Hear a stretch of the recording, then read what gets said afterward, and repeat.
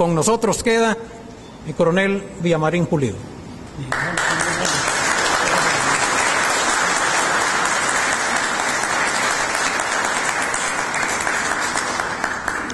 Señores generales, exministros de Defensa de la República de El Salvador, señores oficiales, señores cadetes, señoras y señores, en verdad es un gran honor para un soldado colombiano venir a estas tierras tan bellas y tan queridas de Centroamérica y este gran país que es El Salvador, a compartir con ustedes un conocimiento académico, analítico y por ende crítico de un fenómeno grave que afecta no solo a Colombia, sino al mundo entero, que es la evolución del terrorismo comunista en narcoterrorismo comunista contra Colombia, con probable proyección hacia todo el entorno geopolítico y geoestratégico de nuestro continente. Agradezco a la Academia de Historia Militar de El Salvador esta oportunidad que nos brinda a los colombianos, a nuestro ejército, a nuestras fuerzas militares, a la reserva activa de las fuerzas militares de Colombia, de poder venir a este auditorio tan selecto y tan importante a compartir con ustedes una información concreta y precisa de qué es lo que nos ocurre y cuál es el grave problema que enfrenta Colombia contra unos delincuentes dedicados a desprestigiar nuestro país, a hacerle mucho daño y a evitar que el desarrollo regional crezca y florezca como debiera ser. Hecha esta breve introducción, vamos a entrar en materia en una conferencia que la hemos titulado, como ustedes ven en la ayuda, las FARC de los ideales socialistas, entre comillas, al narcoterrorismo comunista contra Colombia. Sucede que la semana pasada, en una operación brillante, una operación militar exitosa, las fuerzas militares de Colombia dieron de baja al terrorista número 1 de las FARC. Y me preguntaba uno de los periodistas más connotados en una entrevista acerca de cuál era la opinión, si las FARC se habían o posiblemente se volverían bandidos, bandoleros, se bandolerizarían, fue la palabra que utilizó el periodista a partir de la muerte de Cano. Y le respondí, le dije, no, es que las FARC no se van a volver bandoleros, es que siempre han sido bandoleros. Esto es importante que lo tengamos en cuenta. Las FARC han sido un grupo de delincuentes auspiciados por el Partido Comunista Colombiano, traficantes de coca, violadores de derechos humanos, secuestradores, destructores de poblados y enemigos de la democracia, no solo de Colombia, sino del continente. Esos son las FARC. Desafortunadamente cuentan, como lo vamos a ver más adelante en el desarrollo de la conferencia, con algunos cómplices nacionales e internacionales que les han dado vida. En la ayuda observan ustedes varias fotos, 5 fotos en total. En la primera ven a unos campesinos, entre comillas, de los años 60, formando la primera guerrilla comunista grande que actúa contra Colombia. Y aquí está este hombre que para la época tenía aproximadamente 35 años, que se llamaba Pedro Antonio Marín y tenía 2 alias, o Manuel Marulanda Vélez o Tiro Fijo.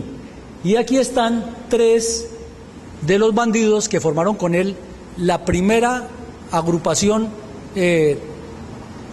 grande que intentó formar un grupo armado tendiente a deponer la institucionalidad en Colombia e imponer un gobierno comunista. Luego vemos aquí que toda la vida las FARC han estado apadrinadas por el Partido Comunista Colombiano. Las FARC son el brazo armado del Partido Comunista Colombiano y a lo largo de este proceso han tenido altas y bajas. En unas épocas ha sido más fuerte la incidencia del partido y en otras el narcotráfico y los mismos delitos en que han estado inmersos les han reducido su incidencia, pero de una u otra forma las FARC, como criminales que han sido siempre, no solo de ahora, han estado relacionados con el Partido Comunista por una razón muy sencilla, es que el comunismo es un sistema terrorista. El comunismo es un sistema que promueve la acción armada para deslegitimar los estados y para imponer una nueva escala de sometimiento al estilo de la dictadura cubana o de lo que pasó en Camboya o lo que pasó en Vietnam o lo que ocurre en Corea del Norte.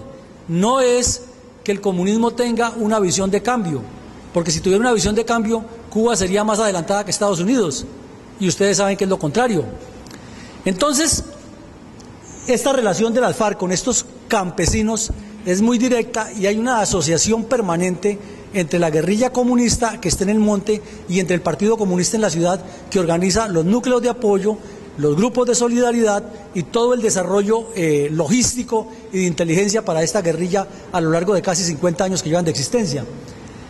Aquí ustedes ven que hablábamos de unos cómplices, y esto no es ficción. En uno de mis libros, de los que les mencionaba aquí, mi general Molina, que se llama Complot contra Colombia, que es el resultado de una operación militar que hizo el ejército colombiano contra los terroristas de las FARC en territorio ecuatoriano, donde con el cobijo de este gobernante estaban viviendo a sus anchas y planeando destruir a Colombia desde allá, en unión con el gobierno de Bolivia, el gobierno de Venezuela, el gobierno de Nicaragua, el gobierno de Cuba y el señor Kirchner de la Argentina. En ese momento estaban planeando tumbar al gobierno colombiano para poner un gobierno comunista afín a los intereses de Fidel Castro y de toda esta gente del famoso Foro de Sao Paulo y del socialismo del siglo XXI.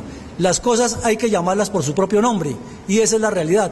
Esta gente que está aquí en esta foto estaba toda complotada con las FARC con un propósito de tumbar al gobierno colombiano. Y en los computadores que le encontraron a este terrorista allá en la selva ecuatoriana está muy clara la información de los nexos que tienen, no solo con estos, sino con otras personas de grupos de izquierda de Latinoamérica que estaban brindándole el apoyo a las FARC para que tumbaran al gobierno colombiano y pusieran un gobierno comunista. Y además de gente vinculada a otro tipo de actividades que por su naturaleza y por sus contactos les estaban sirviendo de medio de difusión para alcanzar la famosa toma del poder marxista-leninista que intentaron aquí en El Salvador, que intentaron en Guatemala, que la lograron en un momento determinado en Nicaragua y en Cuba, y que la siguen pensando que es válida porque es la teoría del socialismo del siglo XXI y del famoso Foro de Sao Paulo. Y aquí en las otras dos fotos de la filmina vemos lo que son los famosos angelitos de las FARC, a quienes el mundo entero debe conocer como terroristas, como bandidos, como criminales. ¿Cómo pueden pensar ustedes que a un niño de esta edad le hagan esto con una bomba, con una mina quiebrapatas que llaman ellos? Y que el mundo entero sea indiferente y todavía crean el cuento de que el comunismo es la solución a los problemas de nuestros países. O este caso que fue tan sonado en el mundo de esta señora, que era una humilde campesina que tenía una pequeña parcela a más o menos 300, 200 kilómetros de Bogotá, en una zona bellísima que es el departamento de Boyacá, que los que conocen Colombia saben de la belleza de ese departamento. Y esta campesina tenía una finca con 4 vacas, 2 marranos y una gallina. Y llegaron estos bandidos allá y le dijeron que tenía que entregar un día específico una cantidad más o menos equivalente a $100.000. Por Dios, ¿de dónde va a sacar una campesina que tiene 4 vacas y un marrano $100.000? Como no los tuvo, entonces le pusieron esta bomba al cuello como una bomba de tiempo. Y le dijeron a la familia, vaya, consiga los $100.000 o su mamá va a volar en pedazos con esta bomba puesta al cuello. ¿Y qué pasó? Pues que los familiares se fueron a buscar el dinero y no les alcanzó el tiempo. La Policía Nacional reaccionó rápido y llegó el equipo antiexplosivos. Y en el momento en que intentaban desarmar el explosivo, pues se activó la carga, mató a la señora y mató a la gente de policía que estaba haciendo el procedimiento de desactivar la bomba. ¿Y qué ocurre? Que este señor Rafael Correa, este señor Ortega, este señor Chávez y esta senadora colombiana les hacen la apología en el mundo. De este hombre, hace 2 días, 3 días en Bogotá, fue invitado por el gobierno colombiano a hacer un análisis de cómo mejorar la integración de los países que libertó Simón Bolívar en la parte económica. Obviamente, como acababan de dar de baja al terrorista Alfonso Cano, lo acaba de dar de baja el ejército colombiano, que era el jefe de las FARC, y como él ya había tenido el antecedente de los computadores de Raúl Reyes, la pregunta de todos los periodistas fue: señor Correa, ¿usted qué opina de la baja del terrorista Alfonso Cano? Y eso fue como haberle tocado el alma, fue como haberlo chuzado con veneno, reaccionó con una vehemencia y como es grande se levantó y parecía que ocupaba toda la mesa y dijo, es que para mí las FARC no son terroristas y golpeaba la mesa con rabia. Las FARC son un grupo que quiere cambiar la dinámica de un país. Terrorista es Estados Unidos que bombardea en Afganistán. Miren ustedes lo grave de esa ideologización de un problema y cómo un gobernante de un país patrocina el terrorismo. Entonces así es muy difícil para otro país combatirlo, máxime cuando dentro de las instancias internacionales hay otros como este señor que cada vez que se muere un guerrillero de las FARC le busca camorra a Colombia porque es como si le hubieran matado a sus amigos del alma. Pero miremos qué es lo que pasa y cómo creció la guerrilla y por qué creció la guerrilla. Comencemos por ver la ubicación geopolítica y geoestratégica de Colombia. Dicho en términos más sencillos para los jóvenes cadetes, la ubicación donde está Colombia y por qué es importante para el comunismo Colombia. Pues mire, es que Colombia está en la esquina noroccidental de Sudamérica, que es un subcontinente. Entonces, al estar aquí, mire, tiene 1.400 kilómetros de mar por este lado, 1.600 por este, o sea que son 3.000 kilómetros. Aquí en la frontera con Panamá tiene una selva rica en biodiversidad de la mejor del mundo. Están todas las especies que no existen sino en esa zona tropical, porque las otras, gracias a la actividad del ser humano, han desaparecido. Tiene todo este pulmón, toda esta zona es selva de Amazonas y Orinoquía, es una reserva mundial. Hay agua, hay árboles, hay especies naturales que son un pulmón de la humanidad. Tiene hacia acá el Golfo de Maracaibo en límites con Venezuela, que es rico en petróleo. Tiene toda esta costa para desarrollar industria hotelera y turística. Y tiene 3 cordilleras sobre las cuales se ha desarrollado el país con una potencialidad geoeconómica impresionante. Entonces, obviamente, los comunistas, en cabeza del señor Fidel Castro, quieren apropiarse de esta finquita porque es que se ve que es muy productiva. Es lo que desean. Y este país ha sido el que más ha librado la guerra dura contra el terrorismo comunista y no han podido y no van a poder. Pero ellos insisten, porque es que la frase comunista es que la lucha es hasta el final. Y como no ha llegado al final, ellos siguen convencidos de que la guerra hay que darla. ¿Qué otra cosa tiene Colombia? Que limita con Ecuador al sur, todo este límite con Ecuador, y aquí como ustedes ven es cordillera, y en esta parte baja es una selva rica en maderas, en pesca, en recursos naturales, y se dice que hay hasta plutonio y hay otros metales en esta selva. Y con el Perú tiene otro tramo bien grande con el río más grande del mundo, que es el Amazonas, aquí al sur, toda esta zona, con el Perú. Y aquí al suroriente está con el Brasil, que es otra selva igual de importante para los dos países. Y al oriente tiene desde Maracaibo hasta la Guainía con Venezuela. Miren ustedes este límite tan grande. Entonces es un país que por su ubicación, por su riqueza, es atractivo para cualquier interés geopolítico y cualquier deseo de implantar un gobierno que sea afín a los intereses de Cuba y de este socialismo del siglo XXI. Pero miremos por qué nace, crece, se reproduce y aún no ha muerto la guerrilla comunista en Colombia. Entonces, primero hablemos aquí de esta parte. Resulta que Colombia se hace país independiente más o menos a la misma época que todos los países de Sudamérica y Latinoamérica y Centroamérica. Estamos hablando más o menos 1809 hasta 1822-23, que es cuando se concretan las libertades de casi todos los países del hemisferio. Entonces, como no había una organización social determinada, no había una organización estructurada, se dividen en 2 bandos los dirigentes políticos civiles de Colombia y comienzan a desconocer a los militares que fueron los que hicieron la guerra. Y se dividen entre liberales y conservadores, un poco influenciados por lo que venía de Europa, con las teorías de la Tercera República de Napoleón, de la adaptación del modelo liberal que había en Inglaterra, y con todo ese fenómeno internacional que se iba creando de las ideas y del hombre, la superioridad política del hombre sobre los intereses del Estado. Y hay una serie de enfrentamientos que terminan en combates, en conflictos armados entre estas 2 agrupaciones, y finalmente, al cabo de esas guerras civiles, lo único que queda es desangre, desolación y atraso. Y les pongo un ejemplo. En 1828, Simón Bolívar se entera que en Inglaterra estaban construyendo o estructurando el primer ferrocarril. Envía a un delegado y le dice, vaya, aprenda cómo es que es la cosa. Y viene y hacemos un ferrocarril que una desde Bogotá hasta la costa atlántica, desde Bogotá hasta el sur, desde Bogotá hasta el oriente, y que una a los tres países, a Colombia, Venezuela y Ecuador, porque en ese tiempo eran un solo país. La intención del Libertador era muy buena, era de una visión muy grande, y han pasado ya casi 200 años desde que el Libertador pensó eso, y todavía estamos discutiendo si el ferrocarril pasa por el departamento de Arauca, o pasa por el departamento del Casanare, o si pasa por Boyacá, o si pasa por... porque esos han sido nuestros dirigentes políticos. Entonces, ese problema se traduce en esos enfrentamientos. ¿Y qué ocurre?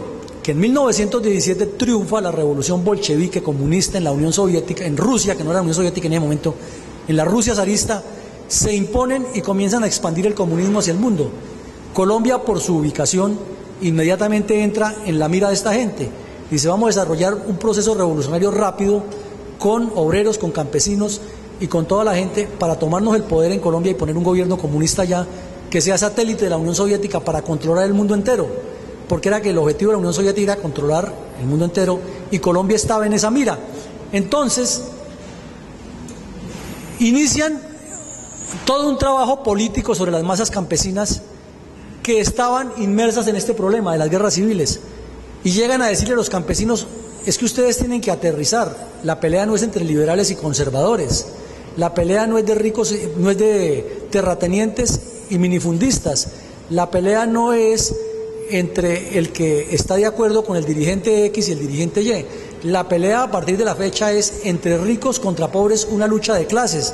Entonces ustedes dejen de matarse entre liberales y conservadores y únanse a la filosofía comunista, que es esto y bla, bla, bla, y un lavado de cerebro permanente.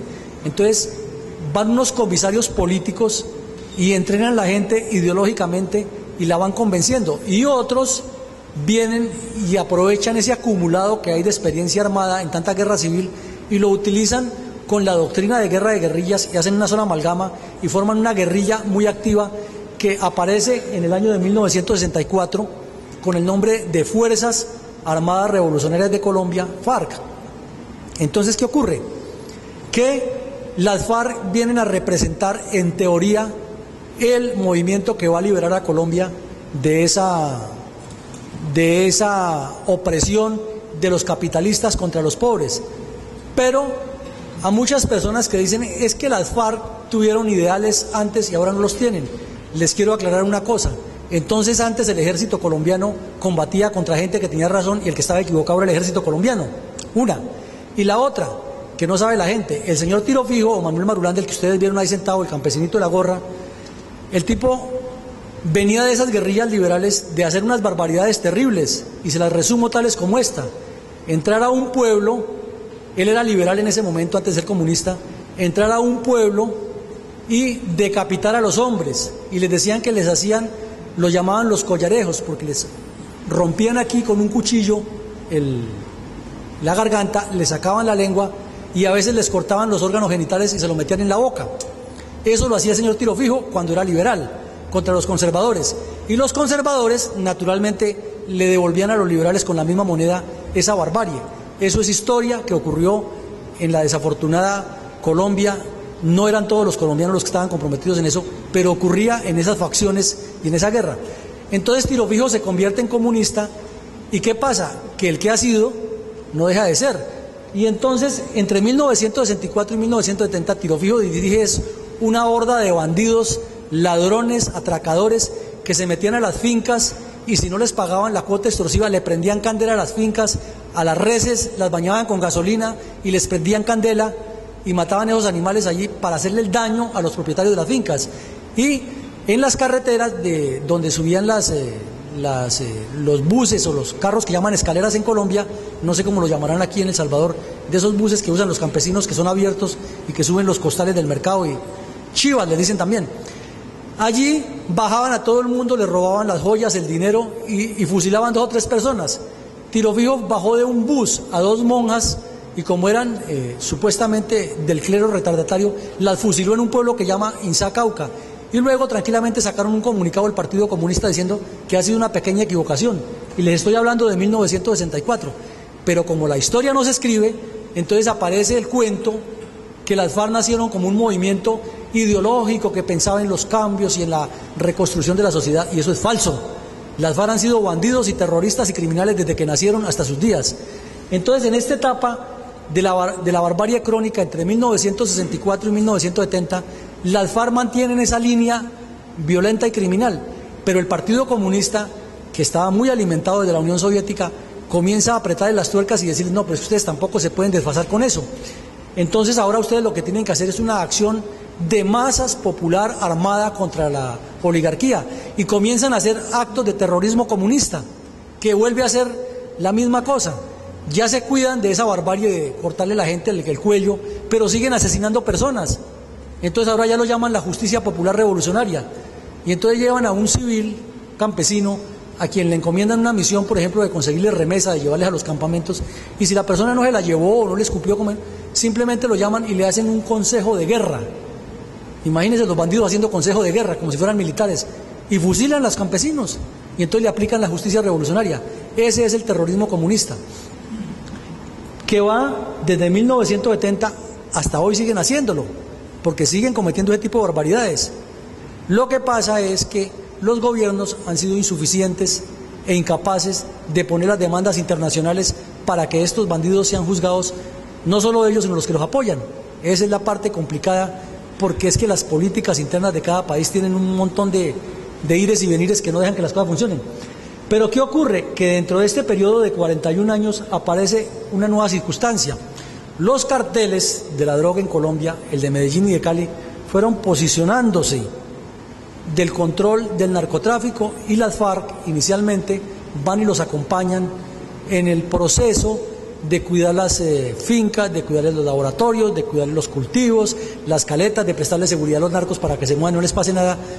Pero un día reaccionan y dicen, bueno, eso lo comienzan en 1982, pero un día lo analizan y dicen, bueno, pero si ya nosotros sabemos cómo se negocia, cómo se cultiva, cómo se procesa, cómo se saca, y tenemos el control de estas zonas donde no puede llegar el Estado porque no sabe, o porque toda esta masa campesina que está alrededor la hemos adoctrinado, ¿qué necesidad tenemos de trabajarle para los narcos? Manejémoslos nosotros.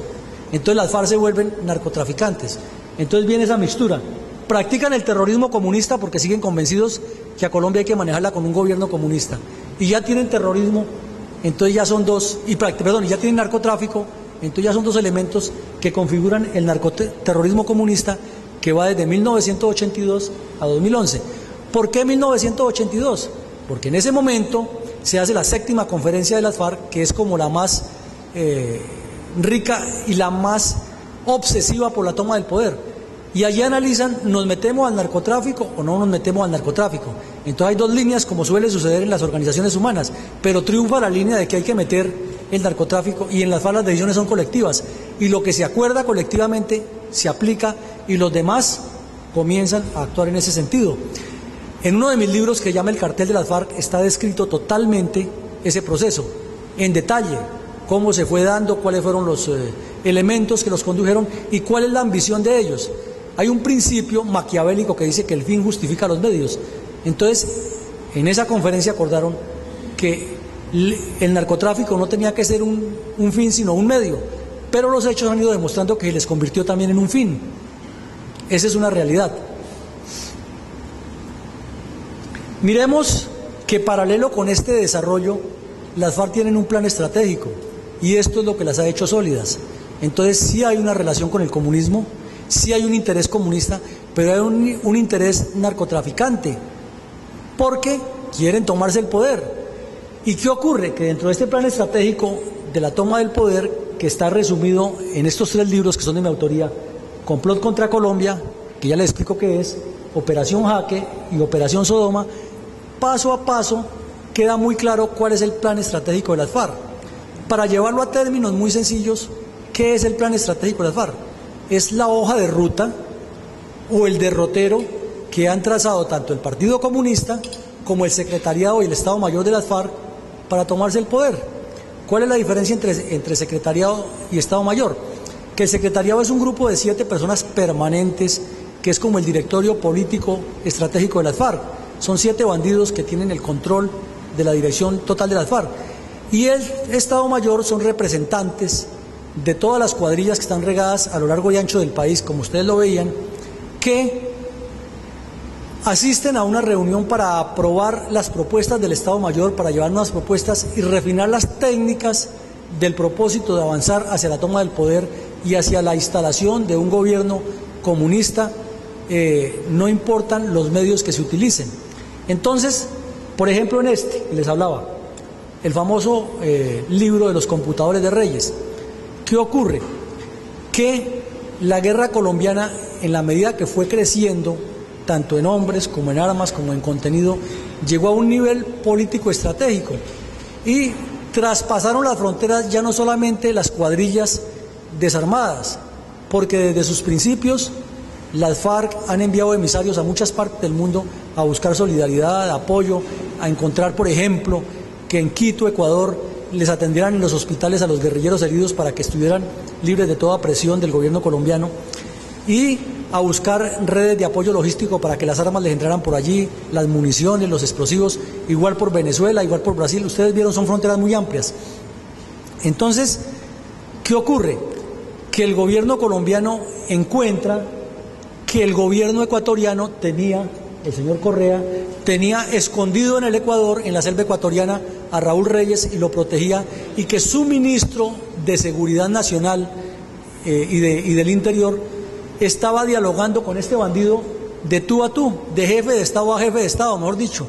Y entonces coordinaban una serie de actividades con la mayor naturalidad, como si estuvieran haciendo un negocio un negocio blanco, un negocio legítimo. Entonces, por ejemplo, en uno de los acuerdos que hace Raúl Reyes con el ministro Larrea, le dice tranquilamente que el presidente Correa le manda a decir: ustedes pueden eliminar, o sea, matar a los ecuatorianos que vivan en la frontera y que no estén de acuerdo con el proceso, porque es que este es un proceso que ya no tiene reversa, es un proceso bolivariano y hay que, como decimos en Colombia, hay que darle para adelante. Otro acuerdo que hacen es que ustedes van a poder tener una oficina en Quito y nosotros les vamos a dar una embajada para reconocerlos como un grupo que lucha por cambiar un sistema corrupto en Colombia, así de tranquilos. Y otro es que pueden seguir haciendo sus negocios de narcotráfico, que aquí la Fuerza Armada no los va a perseguir. Es más, ustedes nos dicen qué oficial de la policía o del ejército o de la Armada ecuatoriana los hostiga, no los deja trabajar, y nosotros los relevamos del cargo y ponemos a uno que sí los deje trabajar.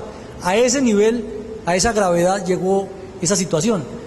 Entonces, el presidente Uribe, que tiene toda esa información porque tiene un servicio de inteligencia muy bien dotado, pues ¿qué hace? Toma la decisión que hubiera tomado cualquier persona que quiera su país, que quiera su patria. Ordena bombardear el campamento y sacar todos los bandidos de allí y dar de baja a este. Y luego informarle al gobierno ecuatoriano. Pero el gobierno ecuatoriano le hace un poco de tretas y de tramas. Intenta en lugar de ir a recoger los cadáveres de los bandidos que quedaron allí muertos y las armas, y que Uribe los había dejado cuidándolos con unos policías colombianos, por instrucción de Hugo Chávez o Rafael Correa, le ordena a las fuerzas especiales ecuatorianas que vayan y maten a los policías colombianos porque le violaron la soberanía del Ecuador, a ver si se arma la guerra o lo que sea, porque ya cuenta con el apoyo de Venezuela para atacar a Colombia. Entonces el presidente Uribe se entera, porque también tiene sus agentes de inteligencia allá en el Ecuador, y reacciona inmediatamente, ordena a la policía colombiana que estaba cuidando eso que dejen todo tirado allí. Y entonces es cuando viene la famosa pataleta de Chávez, que manda a colocar tropas en la frontera de Colombia para desafiar al gobierno colombiano, y de Correa, que rompe las relaciones y grita y ofende a Colombia, dice que el presidente Uribe es un asesino y que él no puede negociar con asesinos y que el comercio, etcétera, etcétera. Pero es pura pataleta porque se les murió el amigo del alma. En este libro, ¿qué le vemos al plan estratégico de las FARC? Le vemos que esta señora estaba secuestrada con 3 americanos, y esos 3 americanos significaban un trofeo de guerra muy grande para las FARC, para buscar una, entre paréntesis, negociación para liberarlos y hacer un canje de sacar todos los terroristas que estaban presos en Colombia a cambio de ellos. Pero ese no era el punto, porque Israel ha hecho eso muchas veces con Palestina y no ha pasado mayor cosa, porque es una negociación, dijéramos, entre comillas, administrativa. Usted me entrega, yo le entrego, y si eso hubiera sido así, de seguro que el presidente Uribe lo hubiera hecho por garantizar la vida y la seguridad de las personas que estaban secuestradas y de algunos que todavía permanecen secuestrados. Pero es que el fondo del asunto no era ese, porque estos señores estaban de acuerdo con las FARC y siguen estando de acuerdo con las FARC de presionar a que el gobierno colombiano se siente a negociar con la guerrilla. ¿Se siente a negociar qué? La liberación de los secuestrados. ¿Para qué? Para que el día que el gobierno colombiano se siente aquí con algún bandido de estos de las FARC, inmediatamente estos personajes dicen es que las FARC no son terroristas y la prueba es que están hablando con el gobierno colombiano. Entonces tienen derecho a una embajada en La Paz, una embajada en Quito, una embajada en Caracas, una embajada en Managua, una embajada en La Habana, una embajada en Buenos Aires, y entonces tenemos ya eso, otra situación distinta, porque un grupo que tiene embajada tiene el derecho a que el país que le dio embajada le dé armas, pertrechos, lo apoye con tropas en una ofensiva final, es decir, una guerra contra Colombia. Entonces, por eso el presidente Uribe, muy inteligentemente, busca toda la asesoría nacional e internacional de donde sea, para buscar el rescate de esta gente en un golpe político estratégico, o mejor, un golpe táctico con connotaciones político-estratégicas. Y lo hace de una manera que es espectacular. Le interceptan las comunicaciones a la guerrilla, los hacen creer que están hablando entre ellos, los engañan, le ordenan ponga la carga que eran los secuestrados en este sitio, que tal día llega una organización humanitaria, llegan unos tipos vestidos de organización humanitaria, los 500 guerrilleros que están ahí reunidos, se comen el cuento, los dejan subir al helicóptero y cuando suben al helicóptero capturan a los dos cabecillas, uno lo envían para Estados Unidos y el otro está preso en Colombia, y eso les ha dolido muchísimo. Inmediatamente viene la reacción de estas personas. Como no la pueden expresar públicamente, porque es como volver a confesar que son los asesores o son los cómplices, entonces utilizan lo que es más bajo, que es la propaganda sucia y oscura, la propaganda desprestigiante, y comienzan a desprestigiar a Colombia, de decir un poco de barrabasadas, que fue que el presidente Uribe se reunió con las FARC y le entregó plata a los guerrilleros para que liberaran a los secuestrados, que ahí no hubo ninguna operación, que fue un fraude, que fue un engaño, pero eso en el fondo es simple y llanamente el dolor que les causa que les quitaron la joya de la corona y que no les permitieron legitimar a las FARC como ellos querían. Esa es una realidad clara y concreta.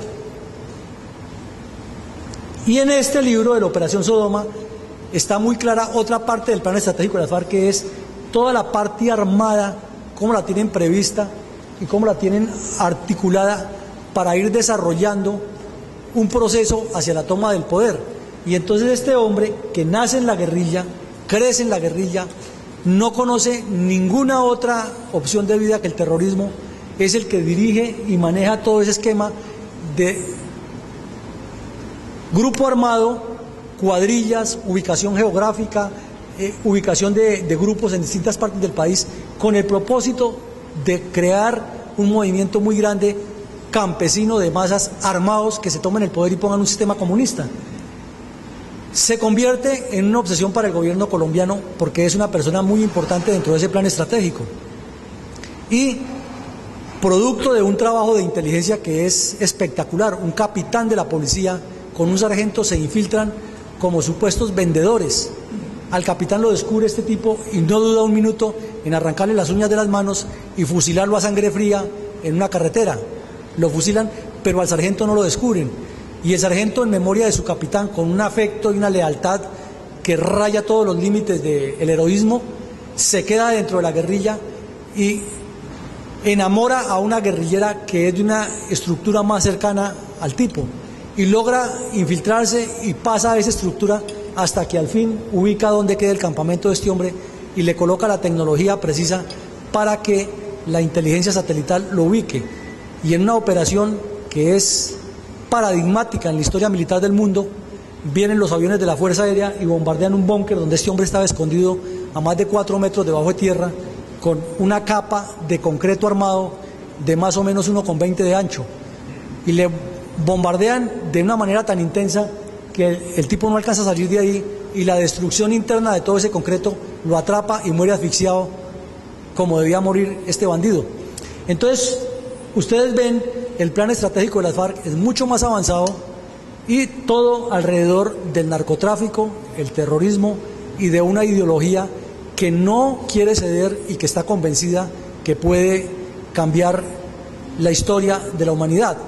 Entonces hemos visto un trasiego muy breve, muy directo, muy concreto y muy específico de cómo las FARC han crecido a lo largo de 45 a 50 años, en los cuales no han hecho sino daños y deterioro al país.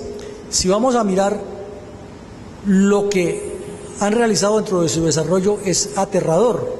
Aquí en El Salvador ustedes tuvieron una guerra terrible de 12 años que dejó secuelas y causó muchos daños.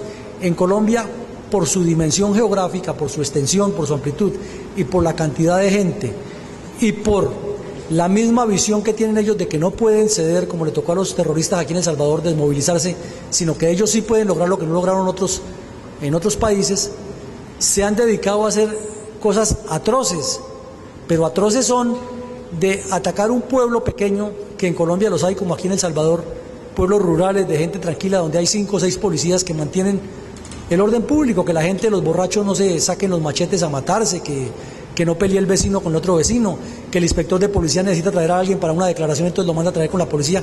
Esa básicamente es la función de estos agentes de policía en esos pueblos pequeños en Colombia. Y estos bandidos no dudan en meterse 200, 300 contra esos 5 policías y mandarle 200, 300 cilindros llenos de explosivos al cuartel, destruirlos, acabar las casas aledañas y hacer un daño terrible. Hay un pueblo en un departamento del Chocó, que es el más pobre de Colombia, donde son casi todos de raza negra. Ese pueblo que en los límites con Panamá es zona selvática prácticamente. Y allí las FARC estaban buscando a unos grupos de autodefensa que se han armado por cuenta de los mismos campesinos agotados de que la guerrilla los maltratara tanto. Entonces entran un día cualquiera a matar a esas 12 personas y la iglesia del pueblo está llena. Hay 150, 180 personas adentro en misa.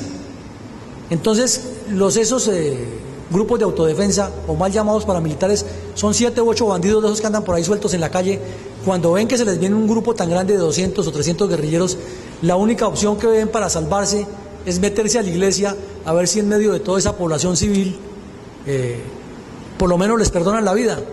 Pues aunque ustedes no lo crean, esos angelitos que Rafael Correa dice que no son terroristas, o que Hugo Chávez defiende a capa y espada, tranquilamente cogieron y emplazaron 10 rampas con cilindros llenos de explosivos contra la iglesia, 11 de la mañana un domingo, imagínense ustedes, lleno de campesinos, y mataron a los 157 campesinos y a los 13 paramilitares que querían matar, y no pasó absolutamente nada. Ahí sí no apareció la Organización de Derechos Humanos de la ONU, ni de la OEA, ni Human Rights Watch, ni el Partido Comunista, nadie dijo nada.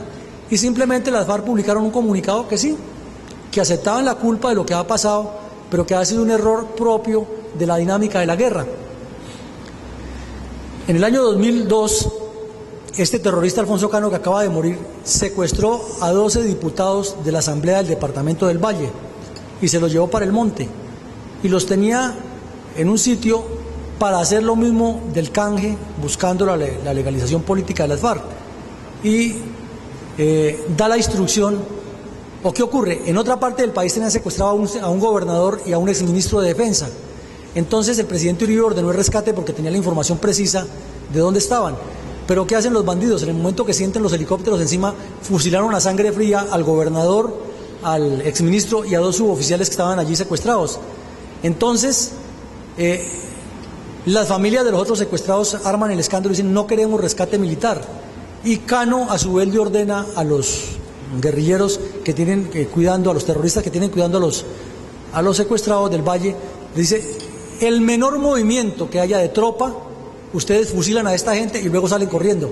Esa orden la da Cano, ese angelito al que Rafael Correa dice que no es terrorista. Entonces hay una tensión muy grande porque el ejército comienza a causar golpes en todo el país con la nueva dinámica que le imprime el gobierno de Uribe y con los nuevos resultados que presenta, porque la torta se voltea. De estar a la defensiva estratégica por la falta de claridad de los gobiernos, el ejército pasa a la ofensiva. Y al pasar a la ofensiva el ejército, entonces las FARC tienen que verse obligados a replegar y les comienza el temor de la muerte, porque es que eso es humano, a cualquier ser humano le da miedo. Entonces, ¿qué ocurre? Que Alfonso Cano le ordena a un grupo de las FARC que vaya y haga el relevo de los secuestrados, y lo hacen tanto secreto que no le da la instrucción clara a los que están cuidando a los secuestrados. Y entonces estos tipos ven venir un grupo armado y piensan que es el ejército y cogen y fusilan a los 11 diputados que tenían y se salva uno solo. ¿Qué pasa? Que cuando se dan cuenta del error tan grave que cometieron, entonces Alfonso Cano con el mayor cinismo dice: no se preocupen, camaradas. Y eso está en los computadores de Reyes, en los mismos computadores que aparece comprometido Correa. No se preocupen, camaradas, no ha pasado nada grave. Simplemente digámosle al país que fue que nosotros sí los teníamos en ese campamento y el ejército se nos metió y no hubo otra forma de salvarles la vida, porque el ejército vino y los asesinó a sangre fría, echando la culpa a nosotros. ¿Qué tal ese personaje? A ese era el que el señor Correa dice que no es un terrorista, sino que es un luchador popular. Además de eso, hay un club, como decir este club, este círculo militar, es un club donde los industriales y los comerciantes más prósperos del país en Bogotá hacen sus reuniones, que llama el Club El Nogal. Entonces Alfonso Cano le ordena a uno de sus estructuras: tienen que ir a colocarle un petardo a ese club, pero que no quede piedra sobre piedra. Entonces hay una discusión que aparece en los computadores y le dicen: pero es que ahí van a morir muchos civiles. Y el tipo les contesta con la mayor frialdad, le dice: ¿y cuál civil de esos que está ahí es buena persona? Si es que ellos son los que pagan los impuestos para que el gobierno nos ataque a nosotros. Entonces son enemigos nuestros y deben morir todos. Entonces mandan a un tipo, miren ustedes la mente tan siniestra que tenían Alfonso Cano y este tipo, el mono hoy. Mandan a un joven a que se infiltre al Club El Nogal y busque empleo como profesor de squash. El golpe a la pared. El tipo se infiltra y trabaja y aparentemente es profesor y se va ganando la confianza de los directivos, pero va haciendo el mapa completo de cómo es el club, qué días que hay más gente, quiénes son los más asiduos visitantes. Bueno, entonces él hace un mapa completico de toda la información de inteligencia, pero a él le entregan cierta cantidad de dinero, digamos que le entregan aproximadamente $200.000 para hacer ese trabajo de inteligencia, porque tiene que comprar un carro, tiene que simular de que él es un profesor de squash, que tiene cierto nivel social, pero le ponen unos límites. Resulta que el hombre comienza a gastar más de lo que le autorizan, entonces ya entra en ojeriza de este y de Cano. Dice: ese no es un camarada revolucionario que tiene principios, sino que tiene ideologías burguesas. Entonces, hagámosela bien hecha. ¿Qué tenía que hacer el hombre? Tenía que, ya determinan el día y la hora exacta en que van a colocar el petardo ese, la bomba. Entonces él entra con su mismo carro que todos los días entraba a dictar clase, pero lo lleva lleno de explosivos y ya tiene la confianza de que los porteros no le revisan con el espejo ni nada, porque ya los acostumbró a entrar y salir, ya todos saben que es el profesor de squash y que es amigo de Pedro y de Jacinto y de Chucho y de José, y que las señoras lo quieren porque le enseñan a los niños y que le dan regalitos y que el tipo prácticamente vive en el club. O sea, ha hecho un trabajo de inteligencia bien hecho, pero se ha gastado el dinero de las FARC que no le han autorizado. Y él tenía que dejar el carro adentro en el parqueadero con un teléfono celular listo ahí para cuando marcaran la llamada explotaran. Entonces Cano le dice tranquilamente al jefe de este señor que deje el carro, le dice: ese maldito nos traicionó. Entonces cuando él ya esté adentro, que usted lo vea, que entró, que colocó el carro adentro, entonces le hace la llamada pero a él, con el carro adentro, y lo vuelan en pedazos al mismo tipo que le hizo todo el trabajo. Ese angelito era Alfonso Cano y ese angelito era este señor. A esos son los que el presidente Correa del Ecuador dice que no son terroristas, y a los que el presidente Lula del Brasil dice, expresidente Lula, que no los podía declarar terroristas porque era que en el caso que a él lo nombraban de mediador, ¿cómo haría si ya los ha declarado terroristas? Pero por Dios, ¿quién le pidió a él que fuera mediador? Y si ustedes miran el detalle, ¿qué gobierno es el que ha apoyado las liberaciones de los secuestrados cuando las FARC montan todo ese show de que quieren la paz y que mire que sueltan de buena voluntad a un secuestrado, cuando tienen que soltarlo es a todos y responder ante la justicia por lo que han hecho? Pues el gobierno de Brasil es el que pone los helicópteros y pone la mediación, y la Cruz Roja brasileña es la que viene y se dan un pantallazo espectacular. Eso no es gratis, es porque quieren legitimar la guerrilla colombiana. Entonces miren ustedes que ahí hay un fenómeno más complejo de lo que usualmente ve el mundo, de pensar que era una guerrilla que tenía ideales y que ahora son narcotraficantes y bandidos. Y resulta que lo que ocurre es que siempre han sido bandidos, que ahora son narcotraficantes, pero que detrás de ellos hay un interés político que se ha fortalecido desde el momento en que en Venezuela subió a la presidencia el señor Hugo Chávez, que está interesadísimo en promover todo lo que sea terrorismo, delincuencia y lo que desvertebre a los que no le jueguen o no le vayan en la línea de su proceso. Como este tema es tan apasionante, pero no solamente se trata aquí de exponer, entonces quiero en esta parte de la exposición que algunos de ustedes expresen sus puntos de vista, compartan algunas ideas y hacemos más agradable esto. Yo quisiera que nos contara qué incidencia política pudiera tener el gane de Petro en Bogotá en el 2019. Mire, gracias. Miren, hay una pregunta muy interesante aquí de Miriam Misco, es ¿qué incidencia puede tener el ascenso político que tuvo el candidato de la izquierda, un tipo que fue terrorista y ahora es alcalde de Bogotá, en el futuro político del país y pues obviamente en este proceso de la guerra? Es mucho, porque los comunistas colombianos, como no han podido derrotar al ejército colombiano y no van a poder derrotarlo en el campo de batalla, han acudido a lo más bajo y lo más ruin, que es el manejo oscuro de la propaganda y la infiltración de la justicia y la ubicación de personas claves en puntos claves. El señor Petro ha anunciado la intención de promover su movimiento no solo a Colombia, sino nacional, con un objetivo muy claro: desprestigiar al ejército colombiano e iniciarle, si él llegara al poder en Colombia, un juicio como el que se están haciendo en la Argentina y el que quieren abrir en el Brasil y quieren hacer en el Uruguay contra los militares que combatieron en defensa de la institucionalidad, en defensa de la democracia y que salvaron a sus países en un momento determinado. Entonces, en Colombia buscan eso, es colocar gente del mismo lado que llegue al poder, que tenga la capacidad de hacer ese daño y que pueda desvertebrar a las instituciones militares, porque es que son o somos los militares la única columna o el único obstáculo que les impide a los comunistas gobernar todo el continente y hacer realidad el sueño de Fidel Castro de ver una dictadura comunista desde México hasta la Argentina. Y han sido las fuerzas militares los que le han impedido eso, y eso no lo superan y les duele mucho, y cada vez que pueden hacerlo se unen y hacen el daño que sea para lograr su objetivo. Entonces solamente quisiera al menos ilustrar a usted en el sentido de cómo ha afectado la operación Jaque a la instrucción que hoy recibe la Fuerza Armada en general de Colombia.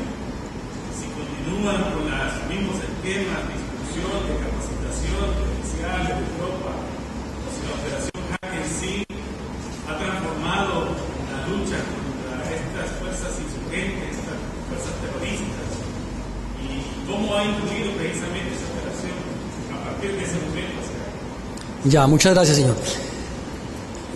La operación Jaque sí marca un hito, lo marca, y generó a nivel del Departamento de Doctrina del Comando del Ejército la revisión de un poco de planes y la implementación de nuevas tácticas. Y de hecho, casi un año después de la operación Jaque se hizo otra que es espectacular, que aquí la mencionamos, que es esta, la Camaleón, que no se la había explicado a ustedes. Esa tiene tanta o igual dimensión que la Camaleón, que la Jaque, porque hace lo siguiente. Pónganse ustedes en este escenario. Se detecta un grupo donde hay 4 secuestrados, entre ellos un general de la policía, que lo secuestraron desde teniente coronel y ascendió a general en cautiverio por el mismo proceso de la ley. ¿Qué ocurre? Que lo detectan y organizan una operación increíble. Se consiguen a una muchacha que fue guerrillera, se consiguen a unos guerrilleros que entrenan unos soldados a que actúen dentro del campo como si fueran guerrilleros y que conocen la ubicación de ese campamento y el procedimiento interno que maneja el jefe de esa cuadrilla allí. Y aprovechan que a las 12 del día el tipo hacía un relevo y los otros estaban acostados, estaban durmiendo, estaban descansando, es decir, estaban, como decimos en Colombia, estaban en la hora boba. Y estos hombres de las Fuerzas Especiales de Colombia aterrizan en sitios muy cerca al objetivo, por lazos, se meten en la selva con posicionadores y llegan hasta el sitio exacto, caminando casi sin hacer sentir en la maleza. Es una operación de 3 noches seguidas, despacito. Si no avanzaban sino 100 metros no da problema, pero no podían hacer ruido, no podían dejar un trillo, no podían salir por un camino, sino todo por entre la selva, muy bien orientados, y esperan a que sea el domingo a las 12 del día alrededor del campamento, y entran como si vinieran de una misión de reconocimiento. Los rancheros se preparan para servirles la comida. El jefe, que está allá esperando que le den el reporte, se come el cuento y no hace nada. Y cuando están adentro, inmediatamente lanzan las granadas hacia los puntos claves donde están los centinelas y donde está la gente armada, y los guerrilleros, ¿qué hacen? Del susto salen a correr hacia afuera a protegerse, y estos hombres aseguran a los 4 secuestrados, hacen el combate ahí, e inmediatamente desembarca otro grupo de fuerzas especiales allí y los extracta y se los llevan. Eso es una operación fuera de serie. Eso no lo hace sino una decisión político y militar, y un liderazgo impresionante, un entrenamiento grande y un acumulado de experiencias que se dan a lo largo de este proceso y que merecen un reconocimiento muy grande, y que a la vez se convierten en un paradigma para las operaciones posteriores. Es más, no solo la Jaque, la operación de Raúl Reyes le sirvió al ejército de Estados Unidos para complementar algunos aspectos que en un estudio profundo merecían ser mejorados para realizar la operación que hicieron contra Osama Bin Laden en Pakistán. Entonces, esto no solamente ha favorecido a la instrucción del ejército colombiano, que ha venido mejorando, en especial para los grupos de fuerzas especiales, sino que también ha servido para otras fuerzas militares del mundo. Mi coronel. En la región centroamericana, Guatemala principalmente, se habla ya de grupos narcoterroristas, los Zetas, mucha influencia y su campo de acción en México. Se habla de que el concepto socialista de estos grupos. Aquí en El Salvador, el partido de gobierno FMLN habla de cambiar el concepto socialista. Generar una acción de la ideología socialista como un campo fértil a estas acciones narcoterroristas que vienen de estos países, va a decir, Ruta, México, Guatemala. Sí, señor, muchas gracias. Antes de responderle, pues lo quiero invitar a que mañana asista al Hotel Sheraton a las 8 de la mañana, que tenemos una conferencia más específica sobre este tema, pero le quiero decir que sí hay una gran posibilidad, porque tenemos que partir de un principio. El narcotráfico no es que tenga la posibilidad de meterse a El Salvador porque ya está en Guatemala, es que ya está en El Salvador. Eso hay que reconocerlo. Que no han salido a flote y no han comenzado a desarrollar sus acciones es otra cosa, pero con esa masa humana que tienen de las maras, ese grupo tan grande de gente que está metida en el delito, y con esa proyección que tiene el narcotráfico de buscar hacer nido donde hay grupos delictivos que les puedan servir, pues obviamente ya están aquí, que por el momento no están dedicados a darse a conocer porque a lo mejor no les conviene o porque no se ha desarrollado como es, pero tengo la absoluta certeza como analista del problema que ya están metidos aquí, porque es que el delincuente de cualquier pelambre, en especial el narcotraficante, él vive buscando como el comerciante, dónde pone su producto para que se mueva. Entonces esto tiene un entorno grande que lo podemos ver más extensamente en la otra conferencia. Respecto a lo de los ideales socialistas, pues es el mismo fenómeno, porque es que Fidel Castro, que es el que inyecta la ideología a Latinoamérica del terrorismo comunista, él no se da por vencido, la dictadura cubana no se da por vencida, y dice que el comunismo tiene vigencia, que lo único que tiene es saltos cuantitativos y cualitativos, y que lo que pudo haber pasado con las desmovilizaciones y con las derrotas que han tenido es simplemente una etapa que hay que revisarla y hay que volver otra vez al principio. Entonces ellos no van a ceder en lo que están haciendo, van a seguir intentando, y en el caso específico de Salvador, Guatemala y Honduras, con ese problema tan grave de las maras, hay un caldo de cultivo ahí listo, con una organización que ya tienen estos señores, que es en la otra conferencia, que es un poco larga explicarlo, pero resumiendo, hay ya toda la infraestructura montada para que desarrollen otra vez su trabajo, y lo pueden hacer. Entonces es una invitación al pueblo salvadoreño, al gobierno salvadoreño, a la Asamblea Legislativa, a todos, que esto tienen que revisarlo muy en serio, porque como decimos en Colombia, hay algo que viene corriendo pierna arriba y no se le quiere poner cuidado, porque siempre la tendencia es echarle la culpa a otros, ¿no? Es que esto es del imperio, es que esto es de los colombianos, es que esto es de México, y resulta que el que quiere hacer busca y lo hace, como en todos los propósitos. Entonces, para resumirle, sí es un peligro que el comunismo vuelva a entrarse aprovechando esa organización de las maras, porque ya tiene el capital humano, que es lo más importante. ¿Cuál es el papel del otro grupo armado en Colombia, que es el ELN? Y la segunda es, ¿cuál es la visión que tiene el presidente de Perú, Ollanta Humala, en relación al conflicto con Colombia? Cuando en una primera contienda política este presidente la perdió y se señalaba su relación con Hugo Chávez. Muchas gracias, mi coronel. En primera instancia, les quiero decir que el ELN es un grupo que no ha dejado tampoco de hacer terrorismo, solo que son menos. Pero ellos son hijos directos de la dictadura cubana. Los hermanos Vázquez Castaño y Fabio Medina Morón y todos los que fundaron el ELN viajaron desde Colombia enviados por el Partido Comunista Colombiano a entrenarse en Cuba, y de allí regresaron y fundaron el ELN y duraron muchos años haciendo terrorismo. Pero ¿qué ocurrió?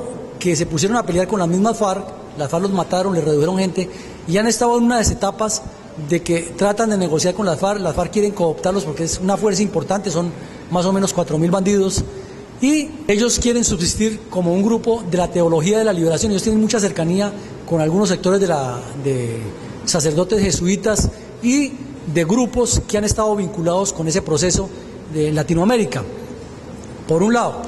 Pero por el otro, ellos se metieron con el narcotráfico y les fue muy mal, porque quisieron dárselas de vivos con los narcotraficantes y les mataron mucha gente. Sin embargo, el ELN no se ha acabado, es una amenaza, pero menos grave que las FARC. Y se sobreentiende que en el momento en que las FARC se sigan derrumbando, el ELN difícilmente va a tener aceptación, porque no tiene la misma capacidad organizativa ni tiene un partido político que lo respalda. Es que la diferencia es que las FARC tienen al Partido Comunista permanentemente. En cambio, el ELN lo que tienen son células distribuidas por el país, que es distinto.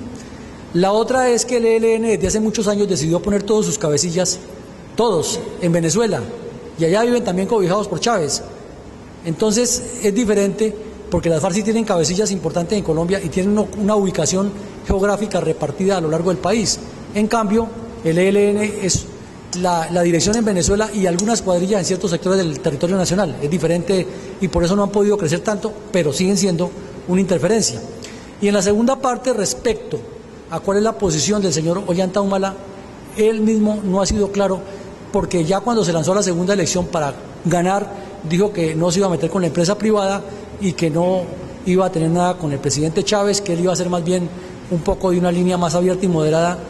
Pero ahí hay dos cosas: el que ha sido no deja de ser, y lo segundo es que todavía está muy temprano para saber realmente cuál es su intención.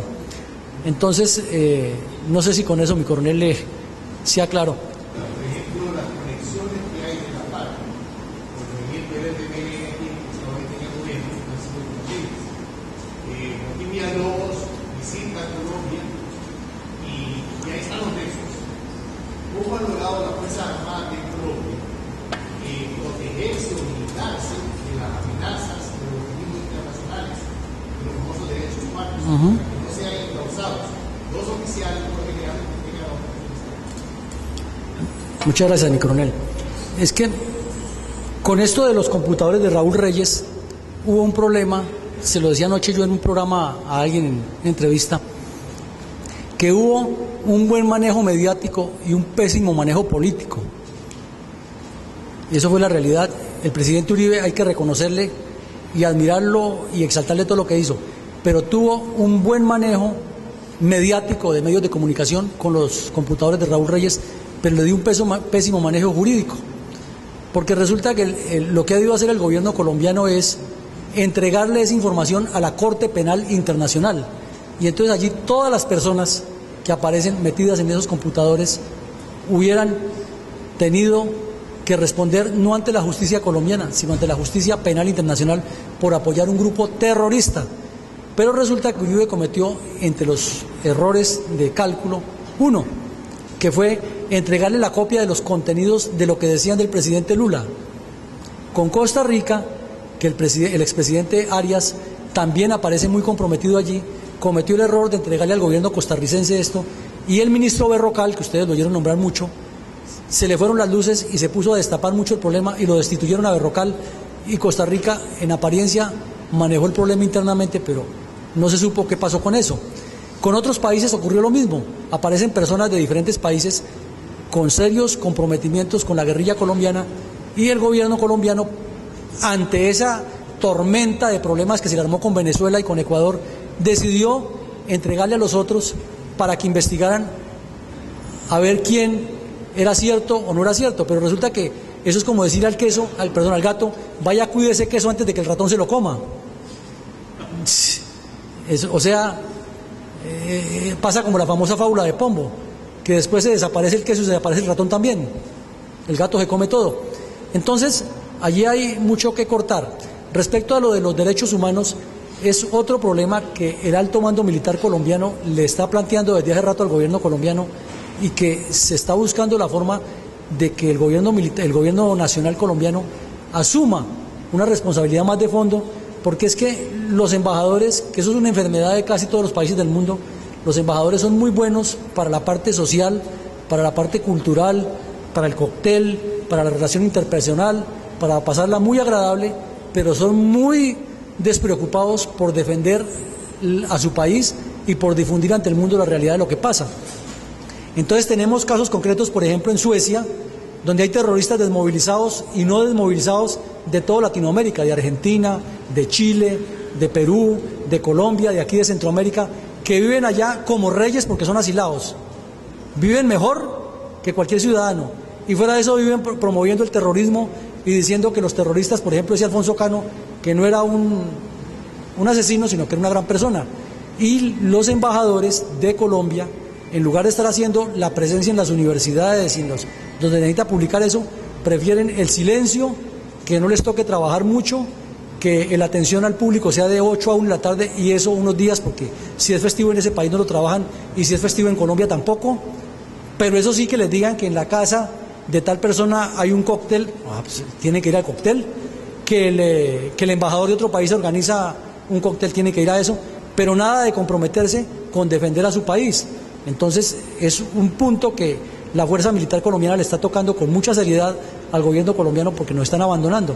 Y otro punto es que en Colombia nos quitaron el fuero militar de un plumazo, y ese fue otro error del presidente Uribe, para satisfacer a las ONG de izquierda que dijeran que en Colombia era una democracia completamente abierta. Entonces dijo que los delitos cometidos por los militares o los presuntos delitos no los investigaba la justicia penal militar, sino que los investigaba la justicia civil. Imagínense ustedes una leonera donde hay un poco de gente que perteneció a la guerrilla o que tiene familiares en la guerrilla o que es militante del Partido Comunista, juzgando a los militares que son sus principales enemigos. Pues entonces esos ya están condenados desde antes de que les inicien el proceso, porque es así. Entonces el mando militar colombiano está presionando para que se desarrolle un fuero militar que defienda a los militares, además como mandan las constituciones del mundo. Y es que increíble, la constitución colombiana lo tiene y no se cumple eso por todas las leguleyadas. Entonces es un problema grande que demanda un trabajo interno y que la Fuerza Militar Colombiana lo ha venido insistiendo. A sabiendas que el narcotráfico es el combustible del terrorismo comunista, de las FARC, ¿cómo combatirlo? ¿Cómo evitar eso? El gobierno colombiano y las fuerzas militares colombianas han sido muy drásticas, digamos, en el combate contra estos bandidos de la FARC, y la prueba es que están cayendo los cabecillas no de ahora, sino hace 10 años para acá se les vienen dando unos golpes impresionantes y se ha desdoblado la situación a favor del Estado. Pero hay un pero en esto, que el Estado colombiano no ha entendido, como no lo han entendido los vecinos y como no lo ha entendido en general el mundo, que esto es un problema que requiere acción social. O sea, la acción militar hay que hacerla y con toda la contundencia, y eso no se puede disminuir, hay que mantener ese ímpetu, porque ese es el éxito de la guerra. El ímpetu conduce al éxito de las operaciones ofensivas. Pero a la vez se requiere que el gobierno se comprometa en desarrollar toda la infraestructura socioeconómica para que haya empleo, haya educación, haya salud, y para que la gente no encuentre como alternativa única meterse al terrorismo o al narcotráfico. Esa es una pelea que viene dando la Fuerza Militar Colombiana, que por lo menos está cumpliendo con su misión y entregando una cuota alta de sangre, sudor y lágrimas.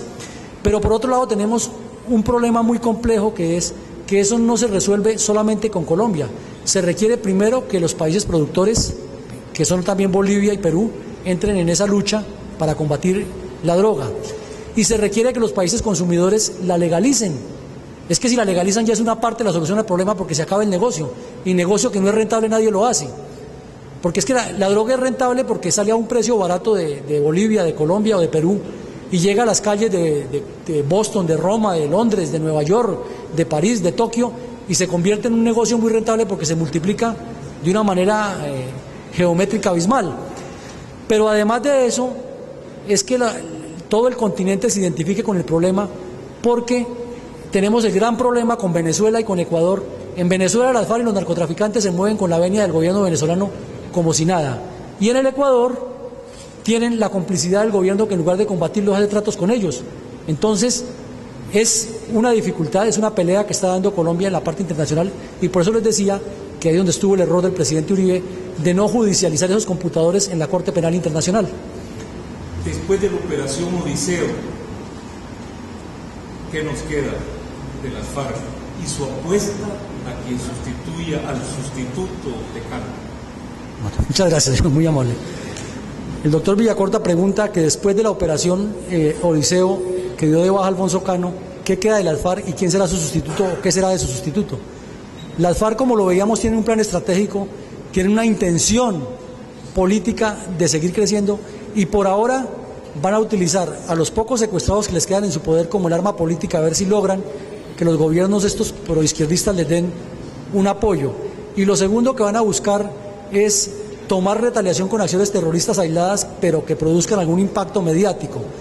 Y en cuanto al nombramiento del que lo sucede o qué va a ser de que lo sucede, simplemente en una reunión del secretariado deciden quién es el reemplazo de Cano, y este sigue la línea estratégica que está trazada en el plan.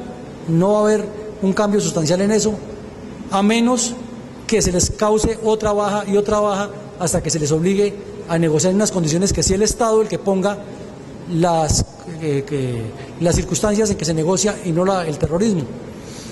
Les agradezco mucho, ustedes han sido muy amables.